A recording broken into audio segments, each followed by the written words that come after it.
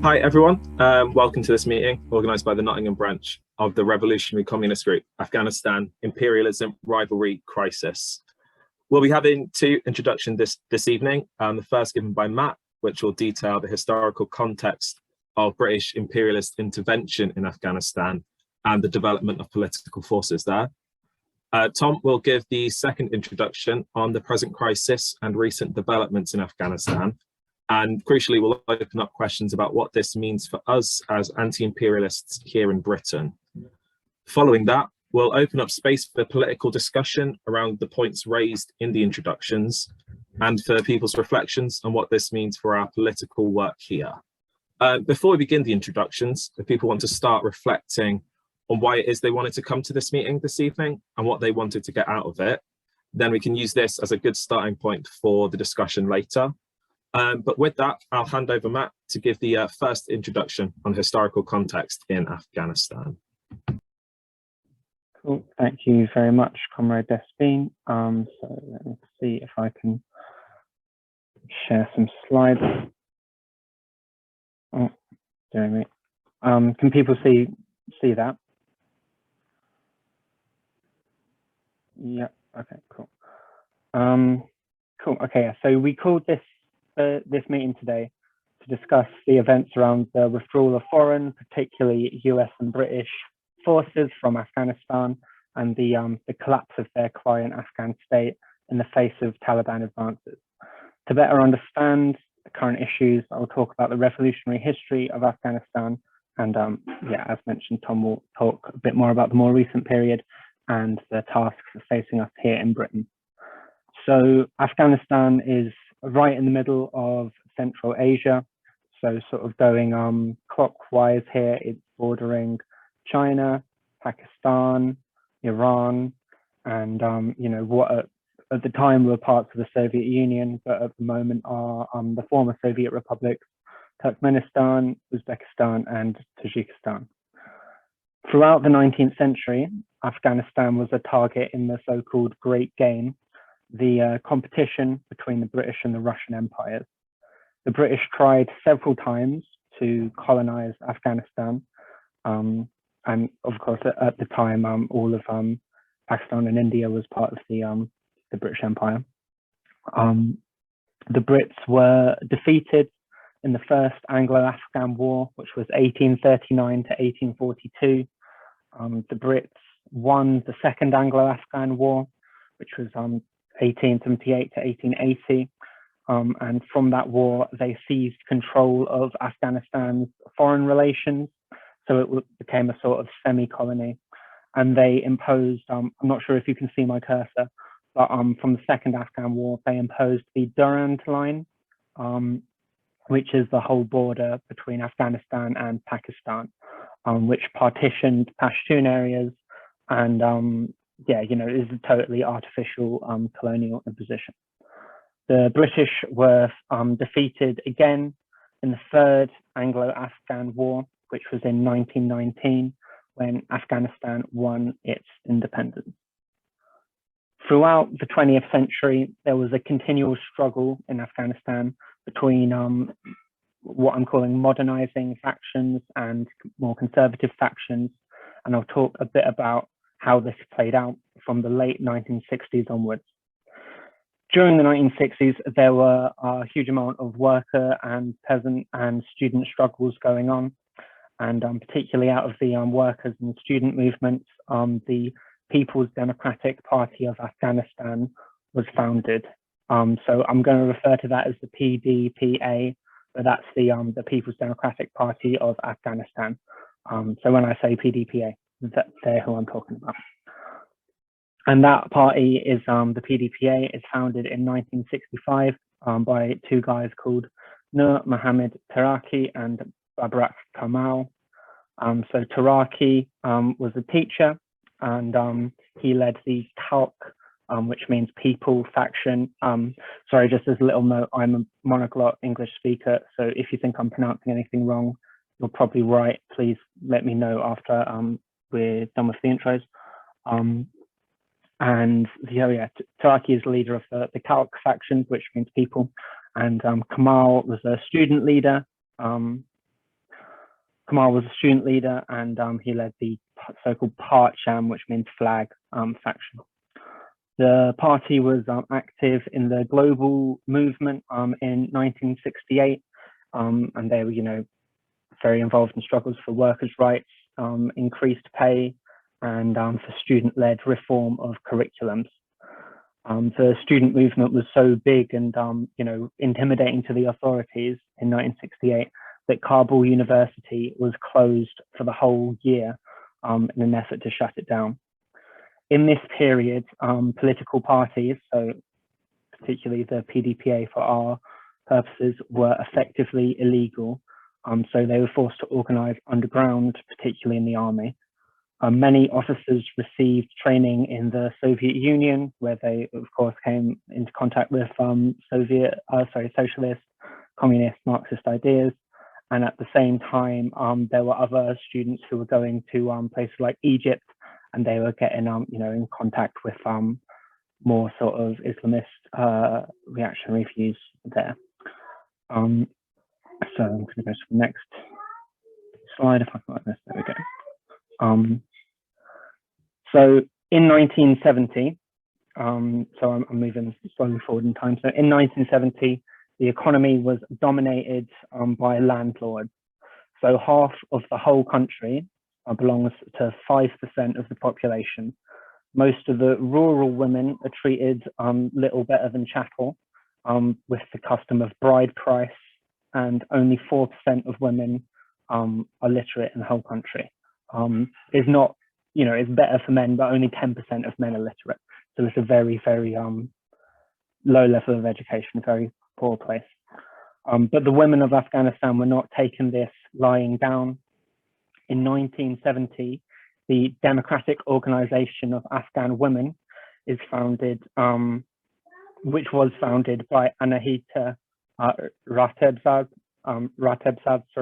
That's her on the right here. Sorry, you can't see my cursor, but that's her on the right. So yeah, she founded the Democratic Organization of Afghan Women, which organized 5,000 women protesters in Kabul against gendered violence in 1970. This organization was central in building mass struggles along, for women's rights, which led to a big breakthrough in 1977, where they had the 1977 civil law, which states in part, quote, "All the people of Afghanistan, both women and men, without discrimination and privilege, have equal rights and obligations before the law, unquote." Ratebzad was a senior leader in the People's Democratic Party of Afghanistan, and she would go on to hold various ministries in the Afghan government, including education, public health, and social affairs. However, at the same time as this, people who would go on to form the Mujahideen tried to destroy this movement for women's rights by attacking women with acid, particularly, including a guy who's gonna, he comes up a lot and he's still quite important today, a guy called Gulbuddin Hekmatyar, who, he did some of these acid attacks in Kabul in 1969, though he denies that, but I don't think it's very trustworthy. So in this period, from 1969 to 1972, there was a catastrophic famine. So at that time, there was still a monarchy in Afghanistan. It was a constitutional monarchy at this point, but they made no serious attempt to feed the people, and up to 500,000 starved, while grain, which had been donated from abroad, was rotting in Kabul. Afghanistan was incredibly underdeveloped, with only 17% primary school enrollment in 1967.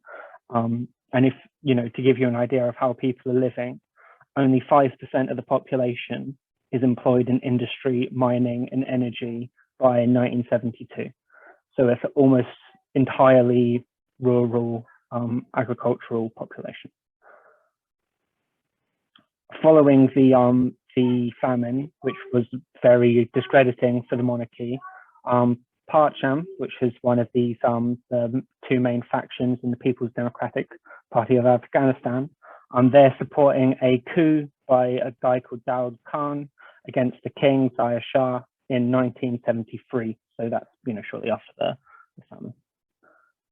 By 1977, Daud Khan starts moving away from the traditional Afghan policy of non-alignment between, the big powers, and he begins moving more towards the United States imperialism. In April 1978, a PDPA leader called Mir Akbar Khyber, who was a key recruiter for Parcham in the Afghan military, was murdered. Don't ask me who murdered him, because basically everyone involved, someone accuses them of murdering Khyber, so it's very unclear who did it. Khyber's funeral turns into a mass demonstration of support for the PDPA, the People's Democratic Party of Afghanistan, which prompts Daud, the guy who's currently, I believe he's prime minister, but it's possible he's president, I didn't note it down. So this guy Daud is ordering the arrest of all the PDPA cadre who are speaking at the funeral of this PDPA leader Khyber, who gets assassinated. So in response, another PDPA figure, who later goes on to be president of Afghanistan, calls on the the PDPA supporters in the army to depose Daud, in response to this crackdown on them. So there's a lot of discussion of this just being a coup, but for example, the Wall Street Journal reported at the time that 150,000 persons marched to honor the new flag. The participants appeared genuinely enthusiastic, unquote.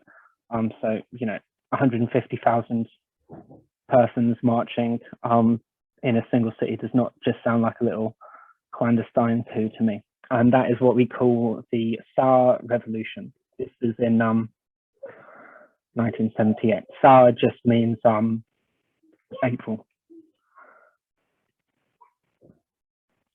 So following the Sour Revolution, you have the People's Democratic Party of Afghanistan taking state power. They rename the state the Democratic Republic of Afghanistan. Although this revolution never got the chance to proceed without massive foreign attacks, and I'll go into that very shortly, and it was plagued by infighting, real gains were achieved for the popular classes, particularly women and national minorities. For example, before 78, national minorities were excluded largely from the army and senior state administrative positions. The Democratic Organization of Afghan Women, built on the 1977 civil law concession that they won from Daud Khan. Sorry if you can hear that background noise, there's not much I can do about that. And they mobilized thousands of women in state campaigns to reduce illiteracy. Forced veiling, for example, was banned by 1990, so this is slightly later. The Democratic Organization of Afghan Women had 160,000 members, who are all women, and this includes urban and agricultural workers, housewives, and students. So to get you a bit more of a picture of how the massive gains, particularly for women in this period, by the late 1980s, half of the university students were women, and women made up 40% of Afghanistan's doctors, 70% of its teachers, and 30% of its civil servants. Co-education was also introduced, meaning that boys and girls are getting taught together for the first time. There was also a massive increase in the availability of education, with, for example, 1,000 doctors being trained every year, which was equal to the number trained in the previous 50 years, and 400 kindergartens were built. In the countryside, the main sort of goal of the People's Democratic Party of Afghanistan was sort of land reform. So they abolished the debts of the peasants with public burning of debt registers, and they ordered land redistribution to, distribute land amongst the poor peasants. This in particular, as well as the reforms favouring women, was totally unacceptable to the clerical landlord power structures that continued to dominate in the rural areas. And these are the figures who mobilized a guerrilla war against the new state, the Democratic Republic of Afghanistan.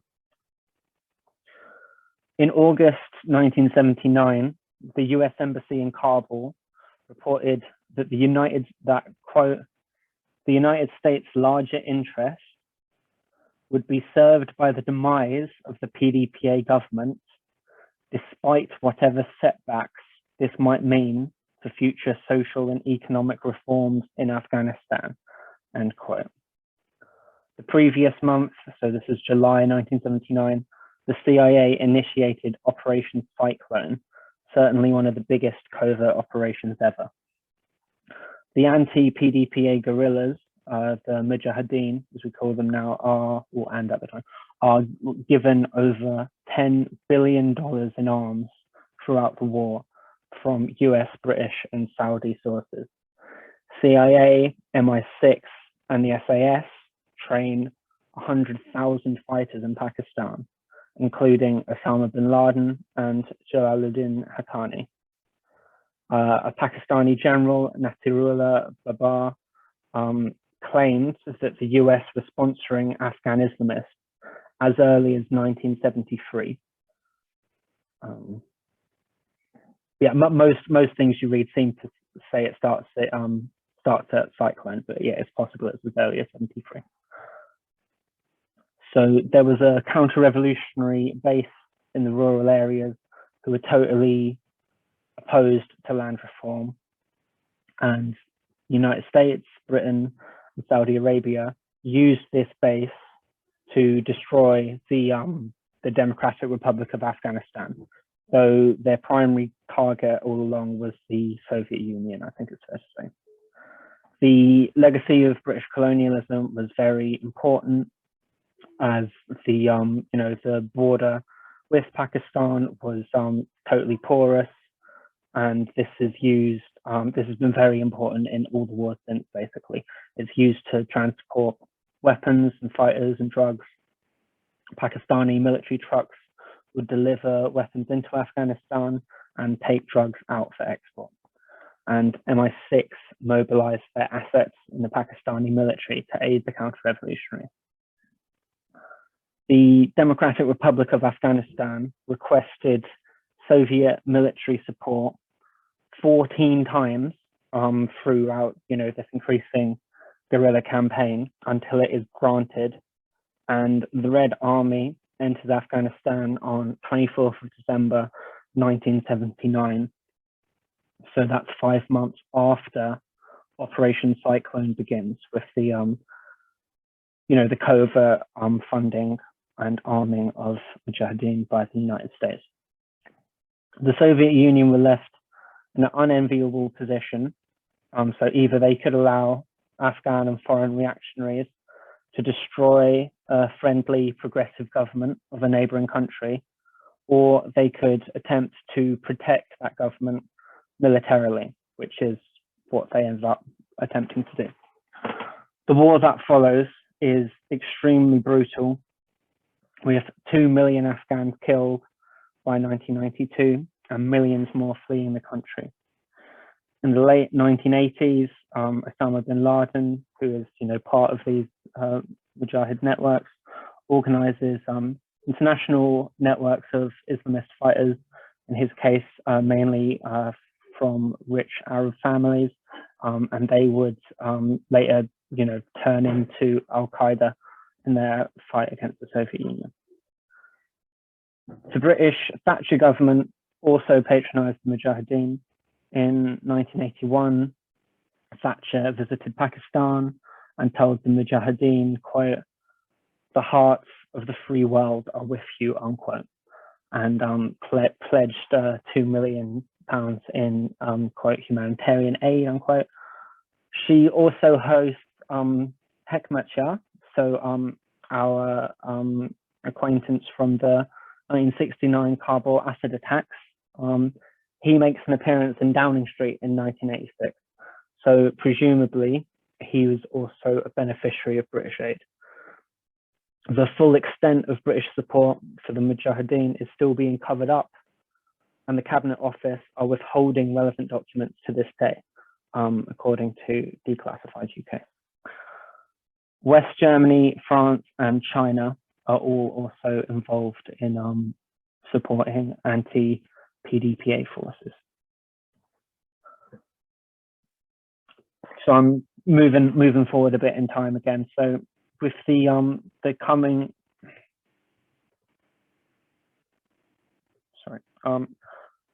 with the looming political disintegration of the Soviet Union, the Red Army is ordered to leave Afghanistan in February 1989. The PDPA, which at this point had been renamed the Hezb-e-Watan, again, apologies if I'm saying that wrong, that means the Homeland Party. So it's no longer the People's Democratic Party of Afghanistan. Now they're sort of rebranded, reorganized as the Homeland Party. And at this point, they're under the leadership of a guy called Mohammed Najibullah. This government survives until 1992. So they last 3 years without their Soviet support, which is, yeah, I don't have a calendar, but I don't think the NATO clients lasted 3 weeks without their support. So when the what was the PDPA, what was now the Watan Party, and what was the, you know, the that stage of Afghan socialist development, when that's totally destroyed in 1992, this leads us to a civil war which rages until 1996 between different Mujahideen factions. And it's not surprising that these guys would all start, you know, vying for control, because the only uniting factor that they had was opposition to the PDPA and the Soviet Union. The Taliban form in this post-Soviet period from mainly Pashtun sections of Mujahideen who promote themselves as strict lawbringers, who are more organized and less corrupt than other Mujahideen factions. Following their capture, the Taliban capture of Kabul in 96, they lynch Najibullah, who is the most recent socialist leader of Afghanistan.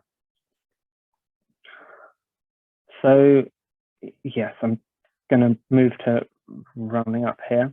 So a lot of the last 50 years can be summed up by Gulbuddin Hekmatyar, and he is he's this guy in the middle there with the sort of the white robe and the black hat. So as I mentioned, he was, you know, famous for these acid attacks in Kabul. By the mid 1970s, he's in Pakistan organizing fighters with the Pakistani military.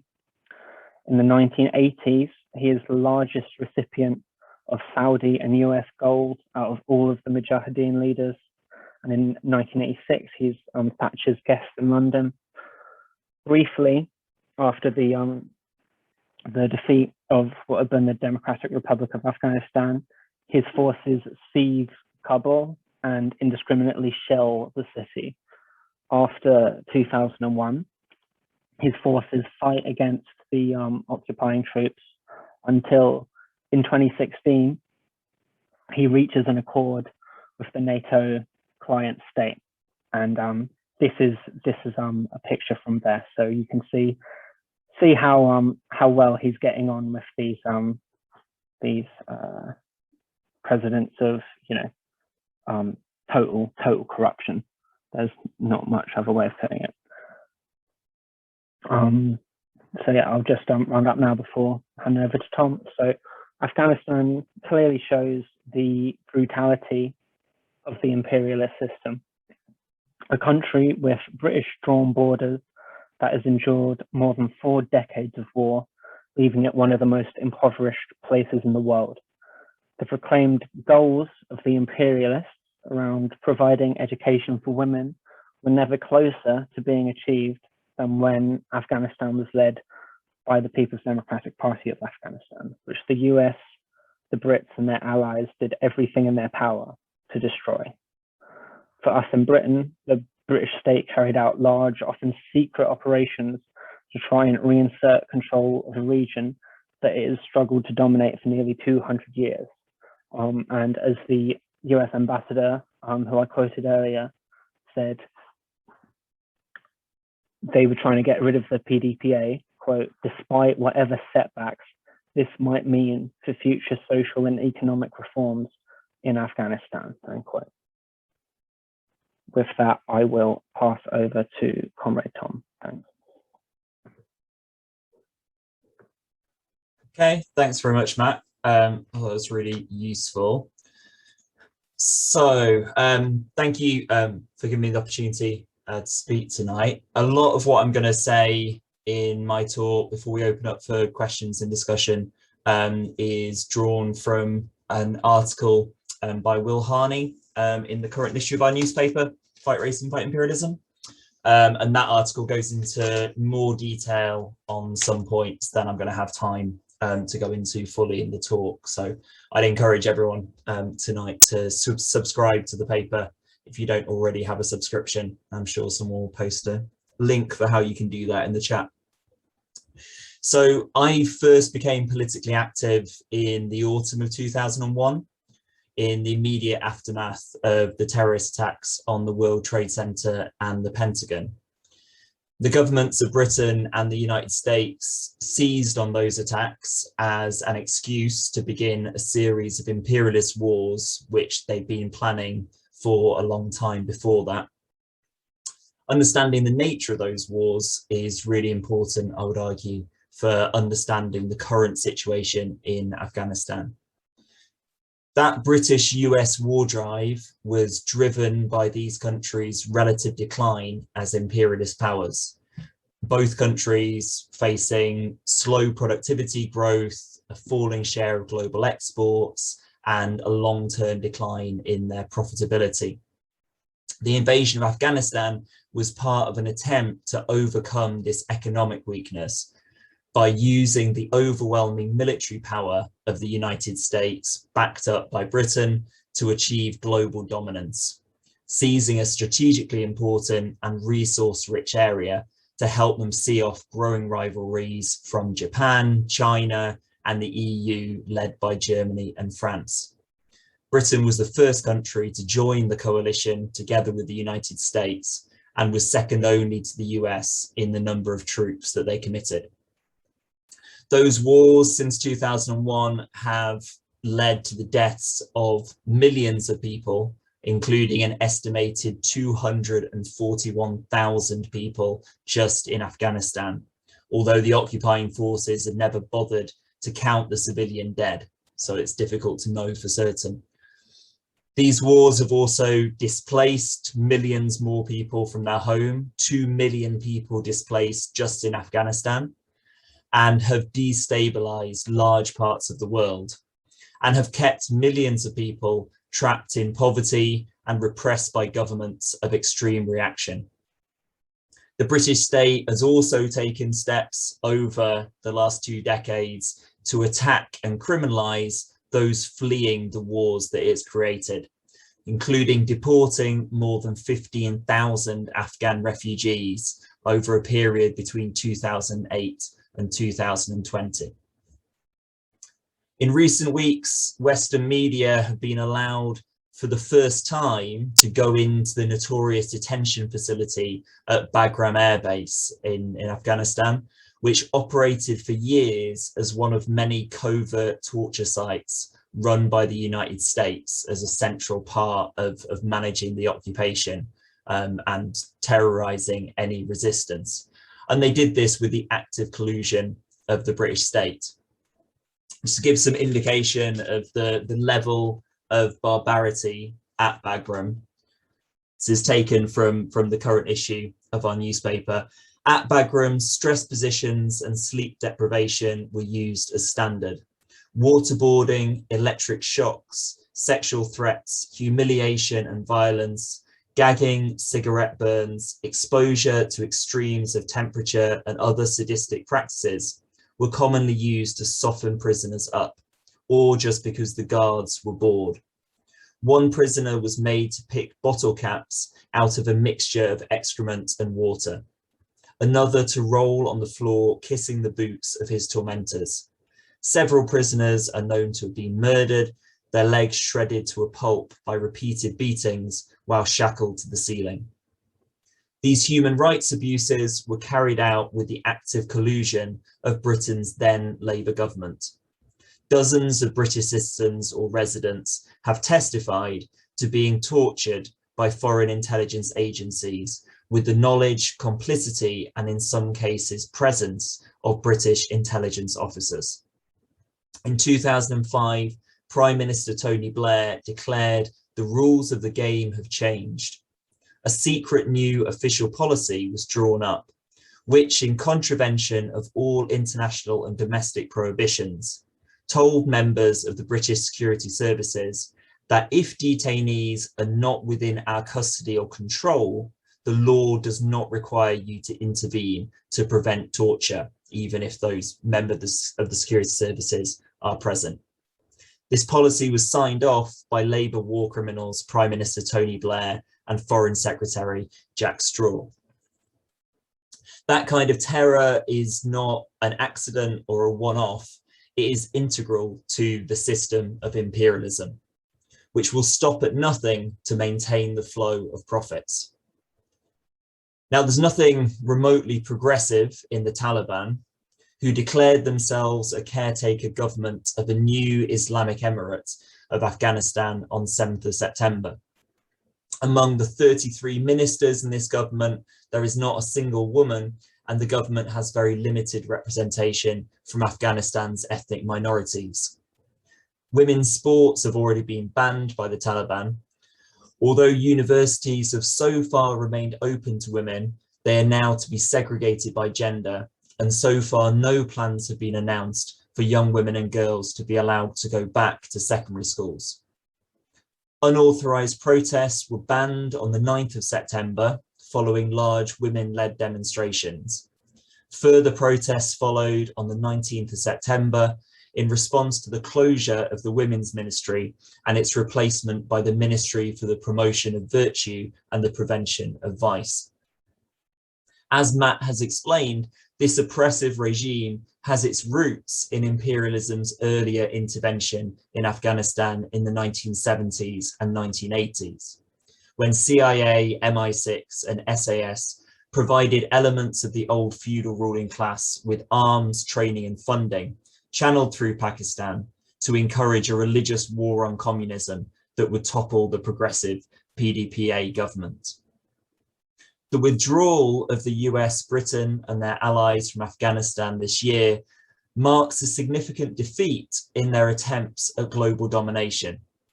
It has accelerated the decline of US and British influence and has shifted Afghanistan towards China's sphere of influence, making it more likely that the country will join China's Belt and Road Initiative, which aims to integrate the Eurasian landmass into a single trade network. In July, China's Foreign Minister Wang Yi met with a Taliban delegation and heralded Afghanistan's new rulers as an important political and military force. British politicians and media were furious at the US withdrawal, yet incapable of acting alone to stop it. Tory MP Tom Tugendhat claims that Britain had abandoned the Afghan people by withdrawing, while Labour's shadow Foreign Secretary Lisa Nandy claimed that the withdrawal was a catastrophic miscalculation. Chairman of the Commons Defence Committee, Tobias Ellwood, laughably suggested that Britain should attempt to lead a coalition to replace the role of the United States in Afghanistan, as though any such coalition could succeed where the much more powerful US military had just failed. But this defeat for imperialism is no cause for complacency. A wounded animal is often particularly dangerous. On the 15th of September, the heads of government of the United States, Britain, and Australia announced AUKUS, a new military pact that Boris Johnson claims will preserve security and stability in the Indo-Pacific. In reality, this is an attempt to shore up imperialist influence in the region and threaten China with their combined nuclear arsenal. It will further destabilize the world. We are also seeing renewed savagery in the United States' attempts to reassert its control over Latin America as its position in the Middle East slips, while the EU has responded to the withdrawal from Afghanistan by stepping up plans for a joint EU military force capable of being deployed anywhere in the world. As such rivalries deepen between the big imperialists, more wars will surely follow. Now, within Afghanistan, the imperialist occupation could never provide a real alternative to the Taliban because its fundamental purpose, the purpose of the occupation, was always to secure imperialist interests in the region. The first decade of the occupation saw the country opened up to imperialist plunder, with the lowest corporate tax rate in the region, widespread privatization of state-owned enterprises, and other neoliberal reforms. The needs of the Afghan people were sacrificed to imperialist profits, enabled by a corrupt and privileged client state, with a government made up of hated war criminals from the Northern Alliance and kept in power by terror.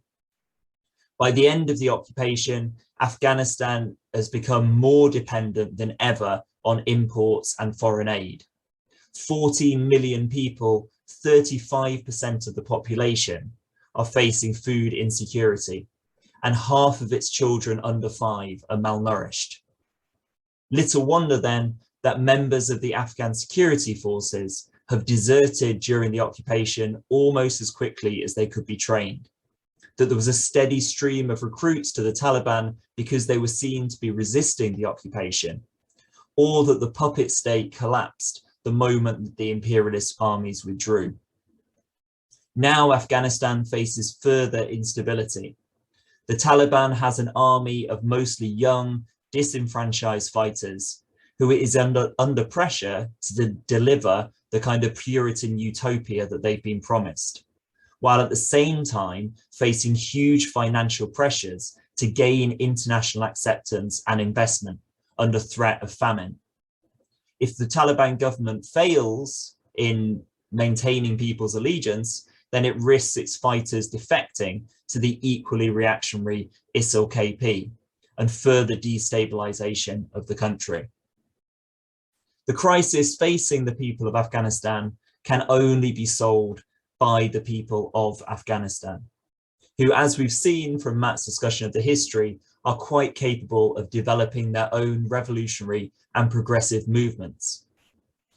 Our job here in Britain is to give them space to do so by resisting any further imperialist intervention, while also being alert to the emergence of progressive anti-imperialist forces within Afghanistan and doing what we can to amplify their voices within Britain. We need to be aware that imperialist aggression takes many forms.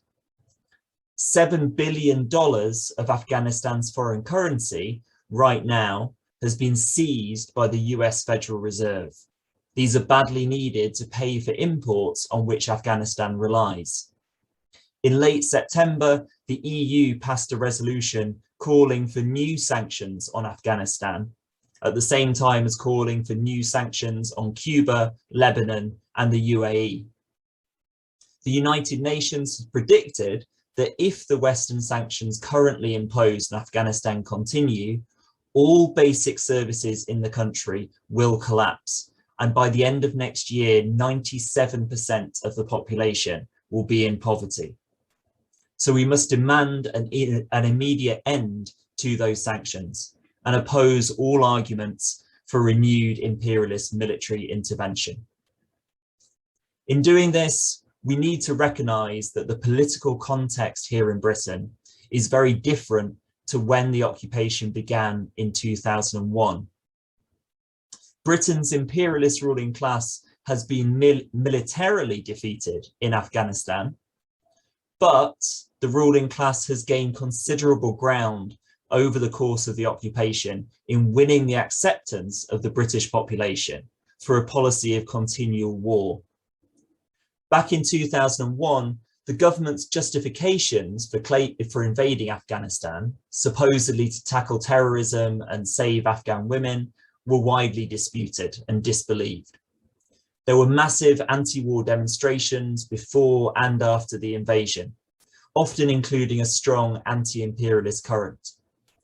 As the occupation of Afghanistan continued and the imperialists built a case for invading Iraq next, the anti-war movement continued to build. To give a sense of the scale of people's engagement back then, based on my own experience, and for those who weren't politically active in that period, I was living in the Northeast at the time, and I would regularly go to weekly anti-war organising meetings in Newcastle, which attracted regularly more than 100 people to an organising meeting. At Durham University, where I was studying at the time, we had enough committed activists to hold daily stalls in the early part of 2003. And for the big international demonstrations on the 15th of February, we were able to mobilise 150 people in the space of 2 weeks to travel to Glasgow to join the demonstrations there. And that's within a university with a pretty generally right-wing student body. But that movement that was so strong between 2001 and 2003 was contained and destroyed by its leadership in the left of the Labour Party and their allies. At the time, those allies taking the form particularly of the Socialist Worker Party and the Communist Party of Britain. When Iraq was invaded, those leaders of the Stop the War coalition redirected the movement into the dead end of a campaign for George Galloway to be reinstated in the Labour Party, after he'd been expelled for calling on British soldiers to refuse orders. These were very strange priorities as the tanks were rolling into Baghdad. Then, as now, these false friends of the international working class, who in practice defend imperialism because doing so protects their own privileges, are the biggest obstacle to building a real anti-imperialist movement in Britain. Their influence has combined with the imperialists' increasing use of drones, mercenaries, and other proxy forces, alongside a continual stream of propaganda demonizing Muslims, to kill off the anti-war movement, to the point that Britain's interventions in Libya and Syria a decade later provoked barely a murmur on the streets of Britain. Yet, we know that the imperialists cannot prevent internal opposition forever. The declining position of US and British imperialism, which has been demonstrated and consolidated by their withdrawal from Afghanistan, also reduces their ability to buy off a layer of the British working class and forces even greater hardships on the majority of the working class here. Brexit and the pandemic have only accelerated these developments. As a spokesperson for the Revolutionary Association of the Women of Afghanistan pointed out in a recent interview, the interests of the Afghan people and the working class in the imperialist countries are united by the need to defeat imperialism. She said, "We think the inhuman US military empire is not only the enemy of the Afghan people, but the biggest threat to world peace and stability. Now that the system is on the verge of decline, it is the duty of all peace-loving, progressive, leftist, and justice-loving individuals and groups to intensify their fight against the brutal warmongers. Replacing the rotten system with a just and humane one will not only liberate millions of poor and oppressed American people, but will have a lasting effect on every corner of the world." And the same can very much be said for the system here in Britain. The sales of our newspaper, Fight Racism, Fight Imperialism, which are higher now than they have been for decades, give some indication that there is still considerable opposition to the imperialist system from within Britain, despite that difficult political situation I've outlined. We saw with the Palestine protests earlier this year how quickly mass protests can build, but also how quickly they can dissipate again. What is needed in this period is for anti-imperialists to come together and build consistent organisation, to educate and train ourselves and learn to trust each other, so that when the next waves of resistance develop, we can make sure that the kind of false friends that have destroyed previous movements will not be successful. The RCG and the Fight Racism, Fight Imperialism supporters groups are vehicles to develop and strengthen the anti-imperialist trend within the working class. So if you agree with that is needed, then I urge you to get involved in whatever way you can. Thank you.